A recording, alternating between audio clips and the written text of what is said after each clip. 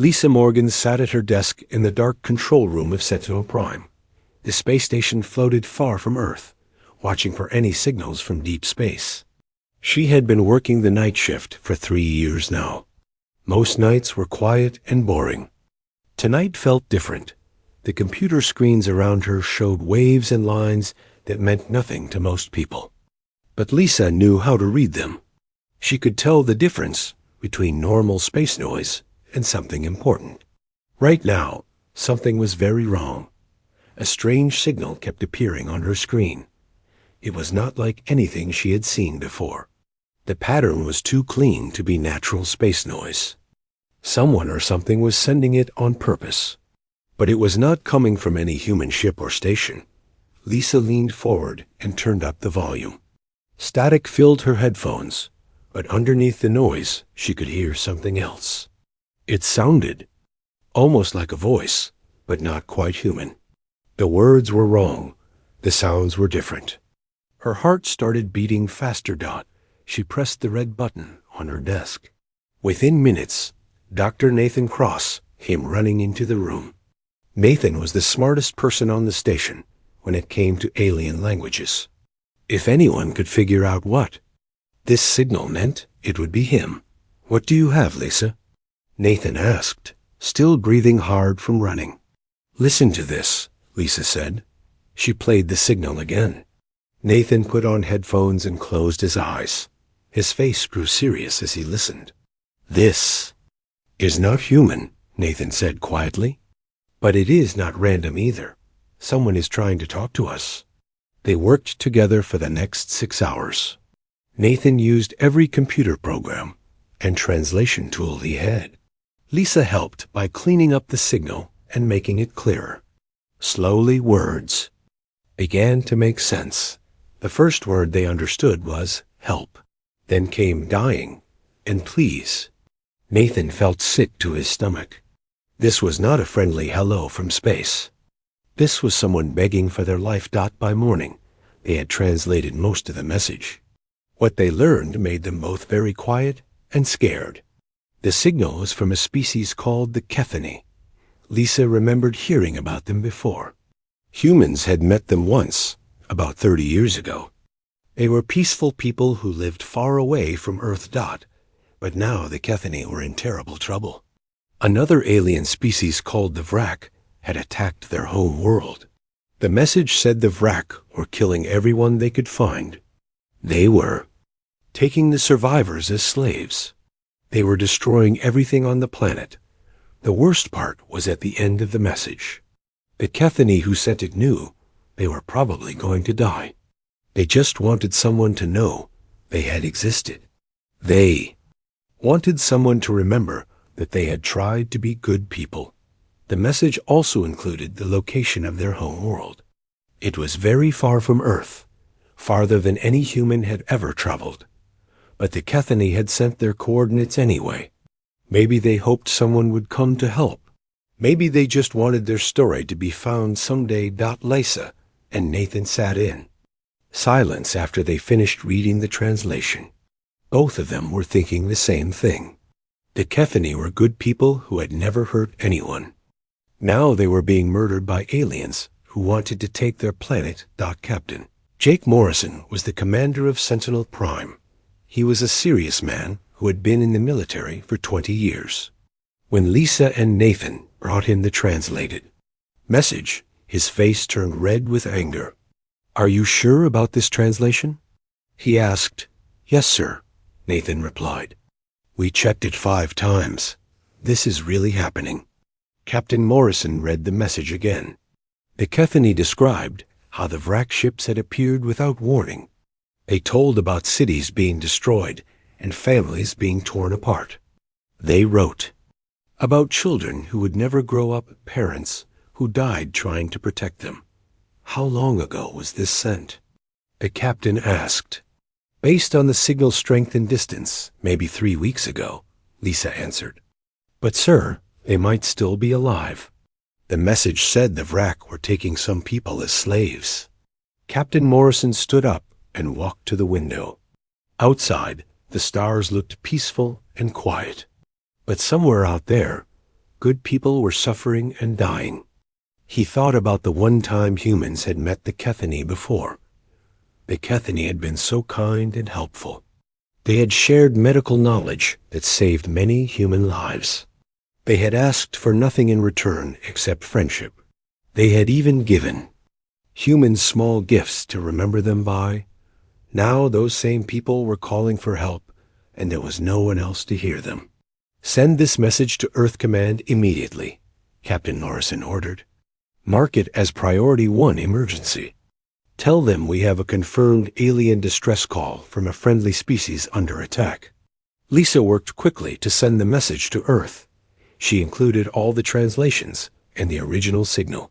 She also added her own note about how sure they were that this was real. The reply from Earth came back faster than anyone expected. Admiral Helen Price herself responded within 2 hours. Her message was short but clear. Prepare for immediate mobilization. Humanity does not abandon its friends. Lisa felt a chill run down her back when she read those words. She looked at Nathan and Captain Morrison. All three of them knew what this meant. Earth was going to war. The next few hours were busy and confusing. Ships started moving toward Sentinel Prime. Messages flew back and forth between Earth and the station. Everyone on board was talking about what might happen next. But Lisa kept thinking about the Kethany message. Somewhere in the dark of space, people were dying and hoping someone would save them. She wondered if humanity would be fast enough to help. She wondered if they would be strong enough to win. Most of all, she wondered what kind of monsters would attack people who had never hurt anyone. Soon, she thought, the galaxy would find out what happened when someone hurt humanity's friends. The emergency meeting room in Geneva was full of the most important people on Earth. President Claire Adams sat at the head of the long table, looking tired but determined. She had called this meeting just 6 hours after the alien message arrived. From Sentinel Prime around the table sat generals, admirals, scientists, and world leaders. Everyone was talking at once. Some people looked scared. Others looked angry. All of them knew that what they decided today would change everything. General Kyle Murphy stood up and waited for the room to get quiet. He was a big man with gray hair and serious eyes. Everyone respected him because he always told the truth, even when people did not want to hear it. "Ladies and gentlemen," General Murphy began, "let me explain what we are dealing with. The Vrak Dominion controls at least 40 star systems. Their ships are bigger than ours. Their weapons might be stronger than ours. And they are very far away from Earth." He pressed a button, and a big screen showed a map of space. Red dots marked the systems controlled by the Vrak. Blue dots showed human colonies. The red area was much bigger than the blue area. To reach the Kethany home world, we would need to send almost every ship we have, the general continued. The journey would take 3 months each way. We would be fighting on their territory, far from any help. An older man at the table raised his hand. "What if this is a trap? What if the Vrak sent this message to make us come to them?" Dr. Nathan Cross, who had come from Sentinel Prime, shook his head. "Sir, I have studied the Kethany language for years. This message is real. The fear in their voice is real. No one could fake this." Dr. Amanda Foster stood up next. She was the head of the Xenobiology Institute and knew more about alien species than anyone else on Earth. Her voice was soft, but everyone listened carefully. 30 years ago, when we first met the Kethany, they could have attacked us, she said. Our ships were weak then. We had no defenses, but instead of fighting, they helped us. They gave us medicine that saved millions of human lives. They asked for nothing except to be friends. She pulled out a small device and set it on the table. This is Kethany medical technology.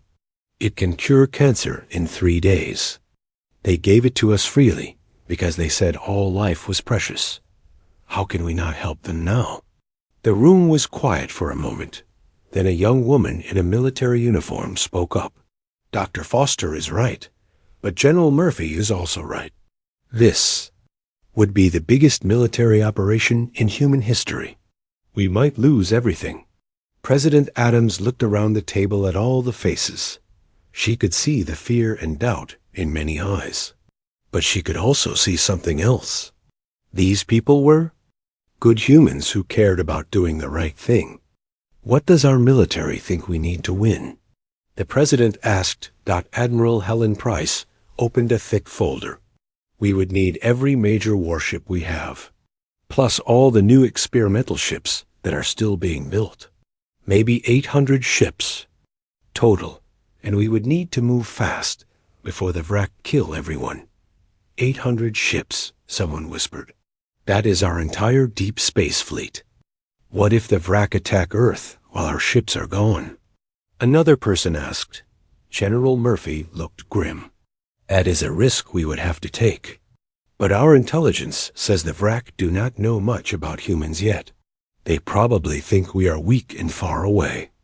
President Adams turned to Dr. Foster. Tell us again about the Kethany. What kind of people are they? Dr. Foster smiled sadly. They are farmers and artists and teachers. They make beautiful music and grow amazing food. They have never fought a war in their entire history. They do not even have real weapons.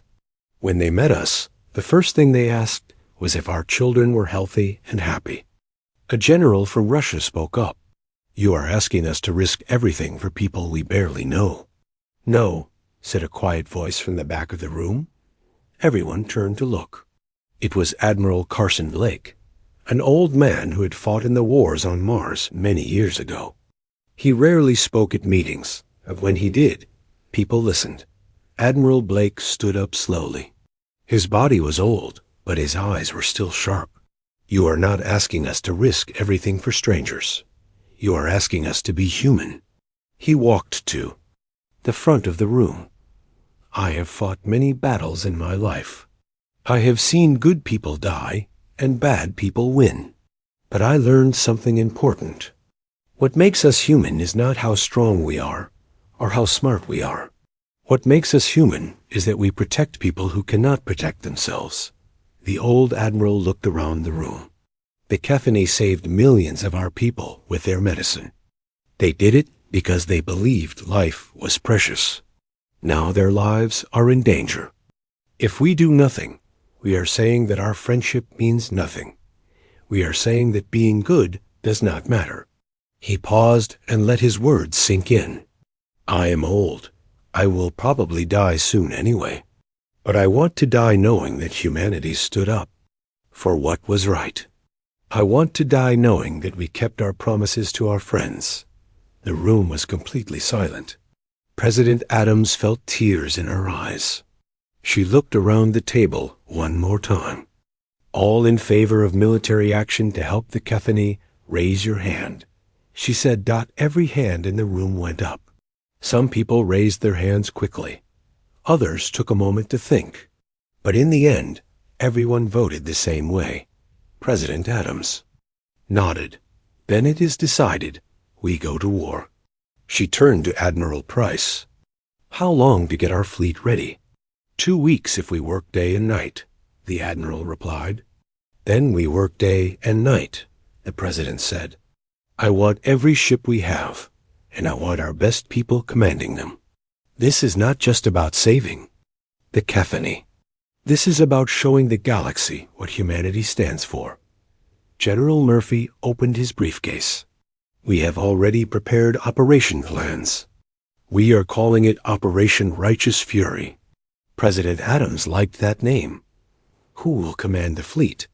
Fleet Admiral Ryan Torres, Admiral Price answered. He is young but brilliant. He has never lost a battle. The meeting continued for 3 more hours. They planned supply lines and communication systems. They talked about what to do if things went wrong. They made lists of which ships to send and which weapons to use. But the most important decision had already been made. Humanity was going to war to save its friends Dot. As people started to leave the meeting, Dr. Foster stayed behind. She walked up to President Adams. "Madam President, there is something else you should know," she said quietly. "The Cathany ambassador to Earth wants to speak to our fleet before they leave." President Adams was surprised. "I thought all the Cathany were on their home world." "All except one," Dr. Foster replied. "Ambassador Zethka has been living on Earth for 10 years, learning about humans. When he heard about the attack, he broke down and cried. He said no one had ever come to help his people before." President Adams felt her heart break a little. "Set up the meeting. Our people should know who they are fighting for." As she left the meeting room, President Adams looked out the window at the stars. Somewhere out there, good people were dying while bad people hurt them, but not for much longer. Humanity was coming, and they were bringing everything they had. The space around Earth's moon had never been so busy.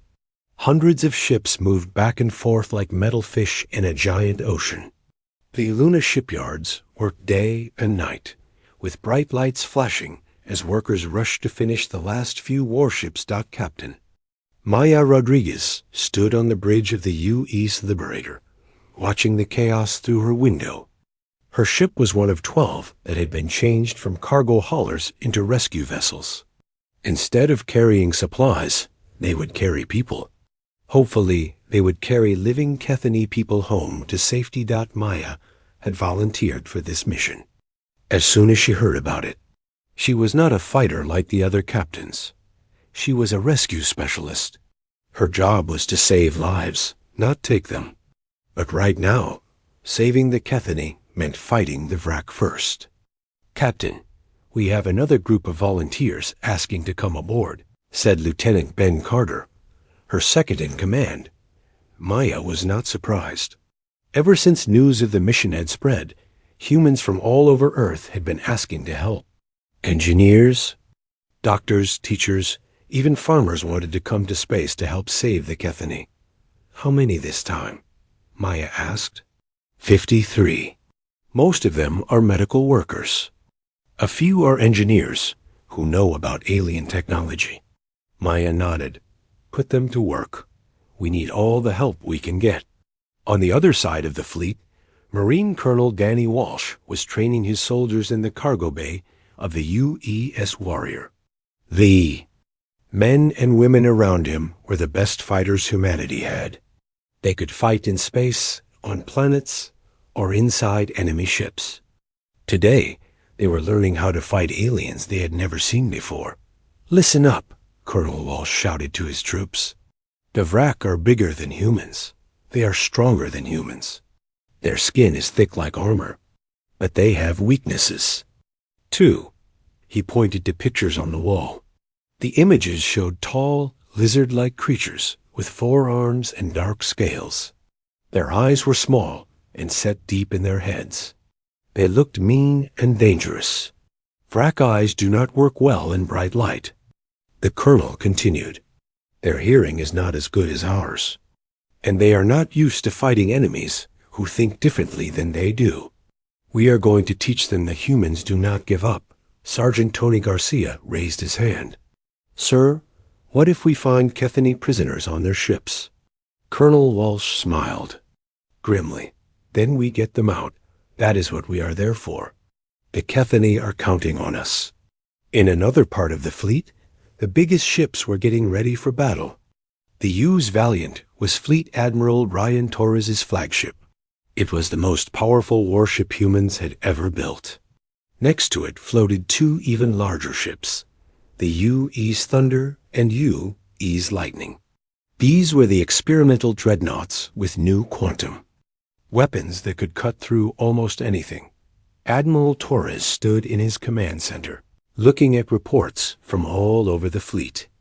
In 2 weeks, his people had put together the largest space fleet in human history. 847 ships, ready to travel farther from Earth than anyone had ever gone before. "Admiral, we have a message from the Cathany ambassador," said Commander Alex Johnson, his aide. Put him through, Torres replied. The main screen lit up with the image of Zethka, the only Kethany left on Earth. He looked like a tall, thin human, but his skin was covered in beautiful blue and silver scales. His eyes were large and kind, and right now they were full of tears. Admiral Torres, Zethka said in his soft voice, I do not have words to thank you for what you are doing. In all the history of my people, no one has ever come to help us when we were in danger. The bridge was quiet as everyone listened. Many of the crew had never seen a Kethany before. They were surprised by how gentle and sad he looked. Your people saved millions of human lives with your medicine, Admiral Torres replied. Now it is our turn to help you. Zethka bowed his head. My people are peaceful. We do not know how to fight wars. The Vrak came to our world, and we tried to talk to them. We offered them food and friendship. They laughed at us and started killing. His voice broke as he continued. They took our children. They destroyed our schools and hospitals. They said we were weak and useless. But you ... you think we are worth saving. Admiral Torres felt anger burning in his chest. Ambassador, your people are not weak. Being kind is not the same as being weak, and anyone who hurts children is going to answer to us. After the message ended, Torres looked around his bridge. He saw the same anger in every face. His crew was ready to fight. They understood what they were fighting for. Dr. Kevin Park was working in the medical bay of the UES Hope, another hospital ship. He was trying to figure out how to treat injured Kethany with human medicine. It was hard work, because Kethany bodies were different from human bodies. Doctor, we got some new information from the ambassador, said Nurse Linda Scott. He sent us detailed information about Kethany biology. Dr. Park read through the files quickly. The Kethany had 2 hearts instead of 1. Their blood was blue instead of red. Their bones were hollow like bird bones, which made them light but easy to break. This helps a lot, Dr. Park said. Make sure every medical team gets this information. We need to be ready to save as many as we can. Engineer Sophie Chun was working on a different kind of problem. Her job was to modify human equipment so it could be used by Kethany. The rescue ships needed beds that would fit Kethany bodies. They needed air systems that could handle different breathing needs. Sophie had been working for 18 hours straight, but she was not tired. Every time she thought about stopping, she remembered the ambassador's words about Kethany children being taken by the Vrak. That kept her going. As the days passed, the fleet grew stronger and more ready. Ships that had been built for exploring were given weapons. Cargo ships were turned into troop carriers. Even some civilian ships volunteered to help with supplies and support. The most amazing thing was how many people wanted to help. Humans who had never left Earth before signed up to go into deep space. Parents left their children to help save alien children they had never met. Old people who should have been resting worked day and night to get the fleet ready. Captain Nina Roberts was the pilot of the UES Phoenix, a fast attack ship. She had heard the original Kethany distress signal, and it made her angry. The idea of bullies attacking innocent people made her want to fight. Phoenix team, listen up, she told her. Crew, we are the fastest ship in the fleet. Our job is to hit the enemy hard and fast, then get out before they can hit us back. We are going to make the Vrak sorry they ever heard of humans. 3 days before the fleet was supposed to leave, something wonderful happened. The civilian population of Earth started sending messages of support. Children drew pictures of humans and Kethany being friends. Scientists shared new weapons designs they had created in their spare time. Even people who were against war said they supported this mission. Admiral Torres read some of the messages to his fleet commanders. One letter from a group of school children said, Dear space soldiers, please save the Kethany kids. We are sending you our lunch money to buy more weapons. The admiral had to stop reading because his voice was shaking. He realized that this was not just a military mission anymore. This was humanity showing the galaxy who they really were. On the final day before departure, Zethka came to the Luna shipyards in person. He walked through the fleet, visiting different ships and meeting the crews. Everywhere he went, humans stopped their work to shake his hand or give him small gifts to take home to his people. "Thank you," he said over and over. "Thank you for caring about us." When it was time for the final briefing, Admiral Torres addressed the entire fleet over the communication system. "People of Earth," he began, "tomorrow we leave for the longest and most dangerous journey in human history. We are going to war. Against an enemy we have never fought, in a place we have never been, to save people that most of us have never met." He paused and looked out at all the ships around him. "But we go anyway, because that is what humans do. We protect those who cannot protect themselves. We keep our promises to our friends, and we show bullies that there are consequences for hurting innocent people." The fleet was ready. Tomorrow, they would show the galaxy what humanity was made of. The human fleet came out of quantum space at the edge of the Katha star system, like a swarm of angry metal bees. 847 ships appeared at once, their engines glowing bright blue against the darkness. For a moment, space was quiet and still. Then Admiral Torres saw what the Vrak had done to the Kethani home world, and his blood turned cold with rage. Ketha had once been a beautiful blue and green planet covered with cities that looked like gardens. Now, huge pieces of metal and rock were falling from the sky like deadly rain. Burning space stations tumbled through the atmosphere, leaving trails of fire behind them. The planet's surface was covered with dark smoke where the Vrak had destroyed entire cities. "My God," whispered Commander Alex Johnson, staring at the destruction. "How could anyone do this to a peaceful world?" Around the planet, 43 Vrak warships moved in lazy circles like sharks around wounded prey. The alien ships were dark and covered with spikes. They looked like they had been built for one purpose: to cause pain and fear. Admiral Torres opened a communication channel to all his ships. "All vessels, this is Admiral Torres. What we see here is why we came. Remember what we are fighting for." The largest Vrak ship detected the human fleet and sent a message. The voice that came through the speakers was deep and full of contempt. It belonged to High Centurion Vex Thul, the Vrak commander. "Unknown ships, you have entered Vrak territory. State your business or be destroyed." Admiral Torres looked at the burning planet below and felt his anger grow even stronger. "This is Fleet Admiral Ryan Torres of the Human Colonial Fleet. You will stop your attack on the Kethani immediately and surrender all prisoners. You have 30 seconds to comply." A horrible laughing sound came through the speakers. "Humans? Another primitive species seeking glory? Your little ships cannot stand against the might of the Vrak Dominion. Leave now or die with these pathetic." "Kethani." Torres smiled, but it was not a happy smile. "High Centurion Vex Thul, you just made a very big mistake. All ships, prepare for battle.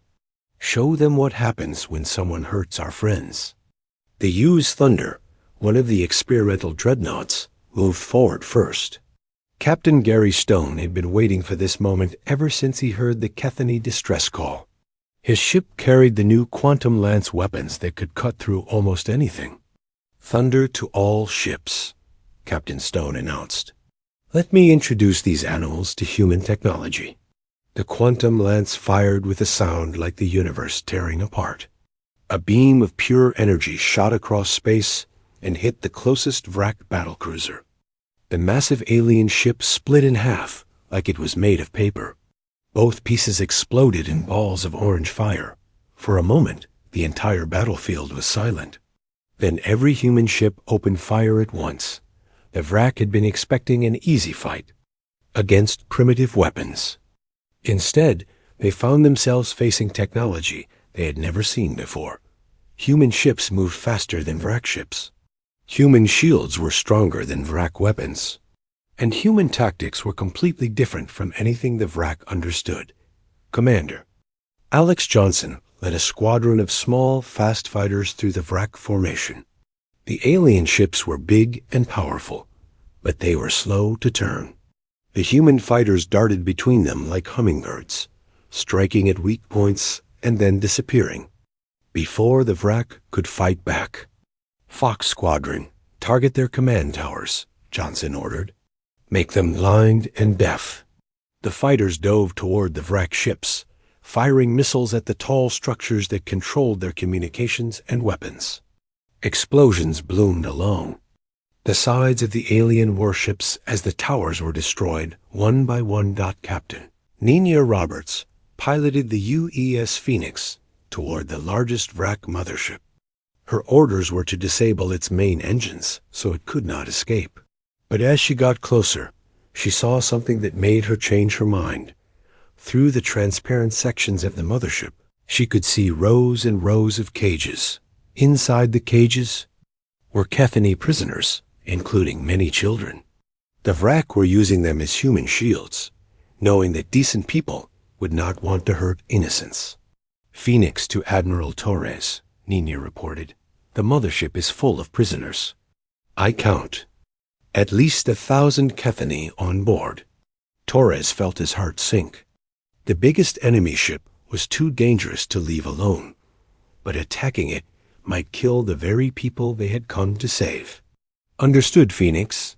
New plan. Ram the mothership. Target the engine section only. Avoid the prisoner areas. Nina looked at her crew. They all knew what this meant. A ramming attack would probably destroy the Phoenix and kill everyone on board. But it might also save 1,000 Kethany lives. You heard the Admiral, Nina said calmly. All power to forward shields. It has been an honor serving with you all. The Phoenix accelerated toward the mothership like a missile. The Vrak tried to shoot it down, but the small human ship was too fast and too well protected. At the last second, Nina aimed for the exact spot where the mothership's engines connected to the main hull. The collision shook both ships. The Phoenix crumpled like a tin can, but its sacrifice worked. The mothership's engines exploded, leaving the huge ship helpless and drifting. The Kethany prisoners were safe, and the biggest Vrak ship was out of the fight. Down on the planets. Surface, Marine Colonel Danny Walsh led the first human landing parties into the ruins of a Kethany city. What they found there made even the toughest soldiers cry with rage. The Vrak had not just conquered the Kethany. They had enjoyed hurting them. Families had been torn apart for fun. Beautiful buildings had been destroyed for no reason except cruelty. Children's toys lay broken in the streets next to the bodies of their owners. Sir, we found a group of survivors, reported Sergeant Tony Garcia over the radio. They are hiding in the underground tunnels. There are maybe 200 of them, mostly children and old people. Colonel Walsh and his Marines moved carefully through the tunnels. The Kethany who emerged from the shadows looked like living skeletons. They had not had enough food or water for weeks. Many were injured from Vrak weapons, but when they saw the human soldiers, something amazing happened. The Kethany children ran toward them with tears of joy. They hugged the Marines and would not let go. The human soldiers, who were trained to be tough and emotionless, found themselves crying too. It is okay now, Colonel Walsh told them in simple words they could understand. We are here to help. You are safe. Back in space, the battle was turning in humanity's favor. The Vrak ships were powerful, but they had been built for fighting other Vrak or weak species that gave up easily. They were not ready for humans who fought with both advanced technology and burning determination. The UE's Lightning, the second experimental dreadnought, cornered 3 Vrak cruisers near the planet's largest moon. The alien ships tried to surrender, But Captain Robert Kane remembered the pictures of dead Kethany children. "Lightning to Vrak ships," he said coldly. "Surrender is not available. You should have thought about that before you hurt innocent people."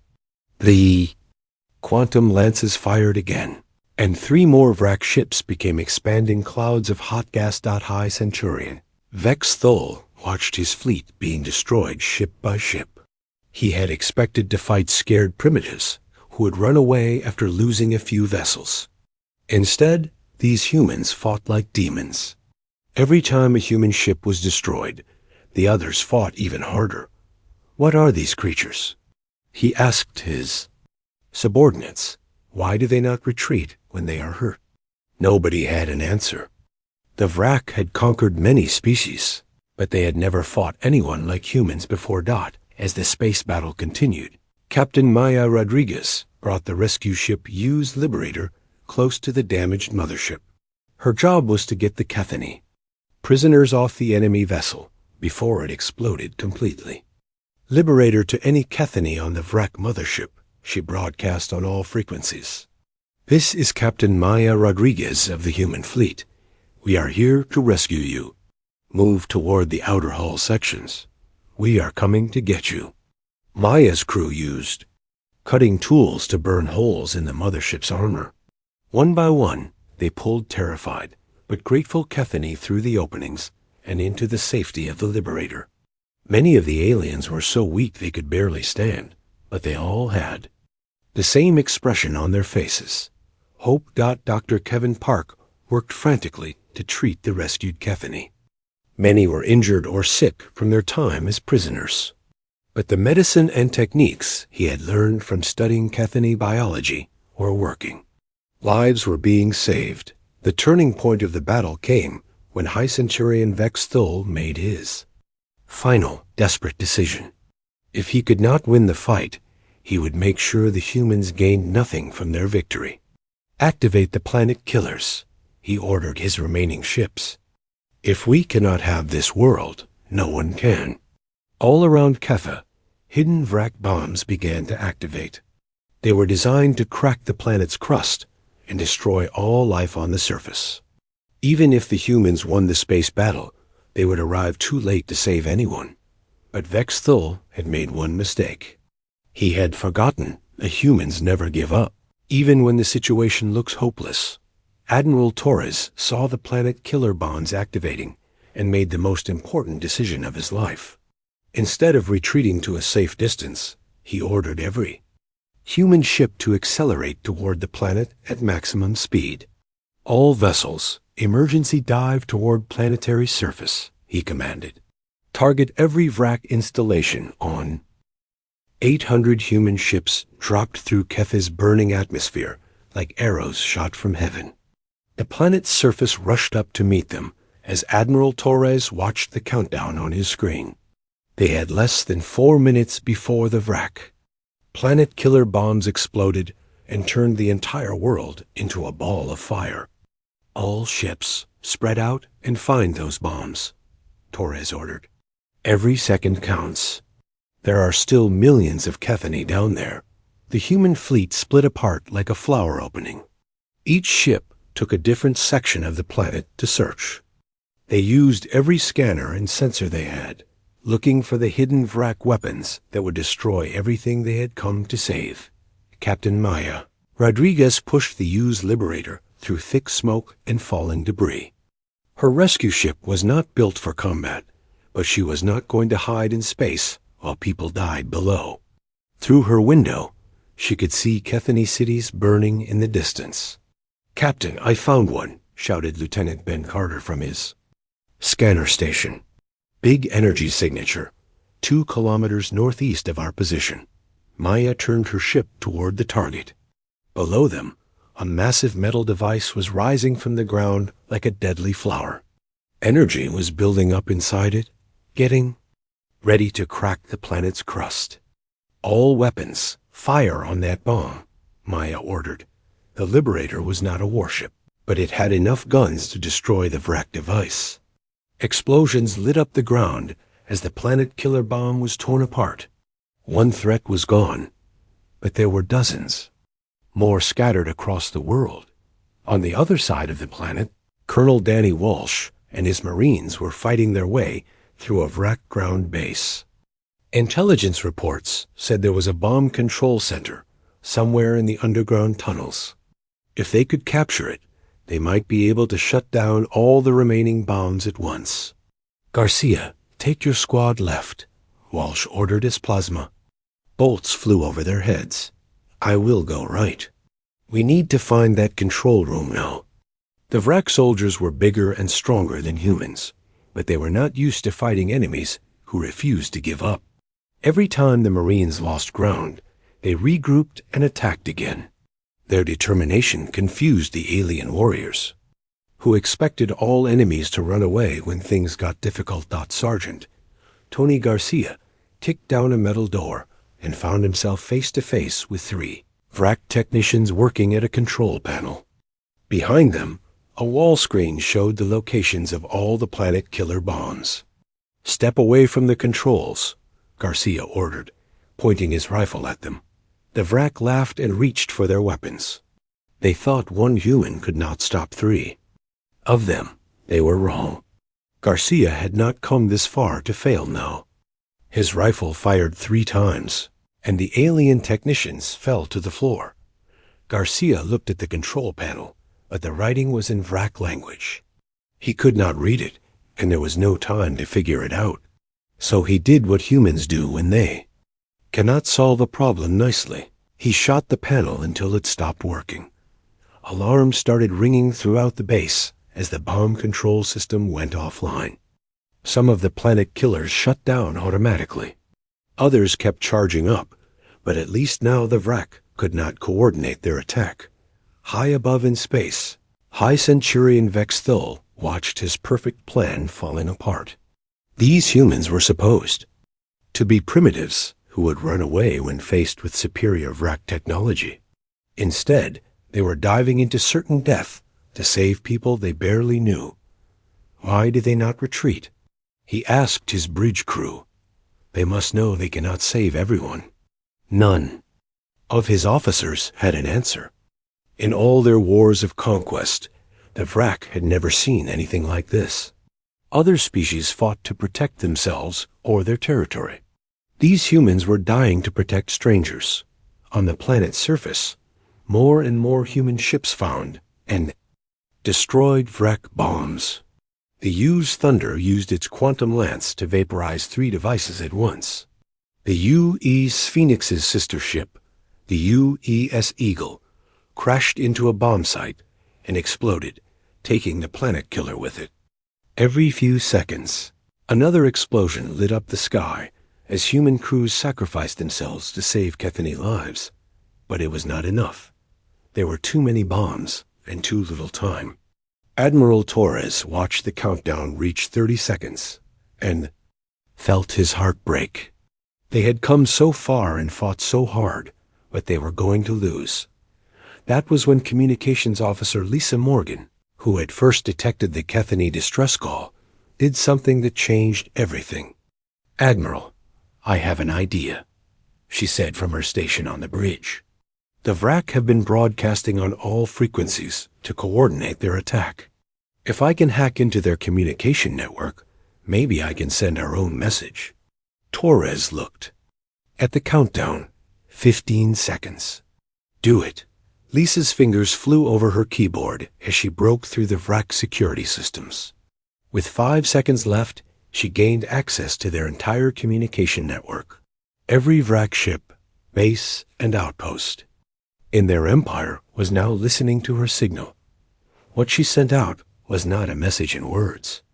Instead, she transmitted something much more powerful: pictures. The first images showed the Vrak attack on Ketha. Burning cities, dead families, children being taken as slaves. These were scenes the Vrak were proud of, evidence of their power and cruelty. But then came the second set of images: human ships diving through fire and explosions to save Kethany civilians. Human soldiers sharing their food with alien refugees. Human doctors treating wounded Kethany children as carefully as they would treat their own. The final image was the most powerful of all. A human marine carrying a wounded Kethany child to safety, while enemy fire exploded around them. The marine's face was burned and bloody, but he was smiling because the child was going to live. Across the Vrak Empire, millions of alien beings saw these pictures and understood what they meant. For the first time in their history, they were seeing a species that fought not for conquest or glory, but for compassion. The effect was immediate and overwhelming. On dozens of worlds, slave species who had suffered under Vrak rule for centuries suddenly found their courage. If these humans could risk everything for strangers, maybe freedom was worth fighting for too. Rebellion exploded across the Vrak Dominion like wildfire. On the factory world of Skrax, workers threw down their tools and attacked their overseers. On the mining planet Vex 7, slaves seized control of the weapon factories. Even some Vrak soldiers began to question why they were fighting to protect. A system built on cruelty, High Centurion Vex Thul watched his empire crumbling through the communication reports, flooding his ship. Everywhere he looked, subject species were rising up against their Vrak masters. The images of human compassion had done what no army ever could. They had given hope to the hopeless. "What are you humans?" he screamed over the radio to Admiral Torres. "What are you that you would die for strangers?" Torres looked at the burning planet below, where his people were still fighting to save every life they could. His answer was simple and proud. "We are what happens when someone hurts our friends." The last planet killer bomb exploded harmlessly in space as a human ship rammed into it at the final second. The Kethany home world was saved, but the cost had been terrible. Over 100 human ships had been destroyed in the desperate battle. Thousands of brave men and women had given their lives to protect people they had never met, but their sacrifice was not in vain. As the smoke cleared from Ketha's atmosphere, human rescue ships began landing in every city and town. Medical teams rushed to help wounded Kethany. Engineers worked to repair damaged buildings. Soldiers distributed food and clean water to families who had been hiding in ruins for weeks. Captain Maya Rodriguez walked through a refugee camp set up near the ruins of a Kethany school. Around her, human doctors worked alongside Kethany healers to treat the injured. Children from both species played together, sharing toys and learning each other's languages. "Captain," called Dr. Kevin Park from the medical tent, "you need to see this." Maya followed him to where a group of elderly Kethany were sitting in a circle. They were singing a song in their native language, but Maya could understand the emotion even without knowing the words. It was a song of gratitude and hope. One of the elderly Kethany noticed Maya listening and walked over to her. He was very old and moved slowly, but his eyes were bright with tears of joy. "Human friend," he said in broken English, "my name is Elder Sothka. I am the keeper of our people's history. For 3,000 years, we have written down everything that happens to our species." He paused and touched Maya's hand gently. "Today, I will write about the day the humans came. I will write about how you flew through fire to save us. I will write about how you showed the galaxy that strength without kindness is not strength at all." Maya felt tears running down her own cheeks. "We could not let the Vrak hurt you. You are our friends." Elder Sothka smiled. "Yes, we are friends. And now the whole galaxy knows what human friendship means." High Centurion Vex Thul was found dead in his command chair 3 days later. The rebellion that started with Lisa Morgan's broadcast had reached even his own flagship. His crew had decided they no longer wanted to serve an empire built on cruelty and fear. The war was over, but the real victory was just beginning. Across the galaxy, species that had been enslaved for generations were fighting for their freedom. They had learned from the human example that being good was not the same as being weak. Admiral Torres stood on the bridge of the U,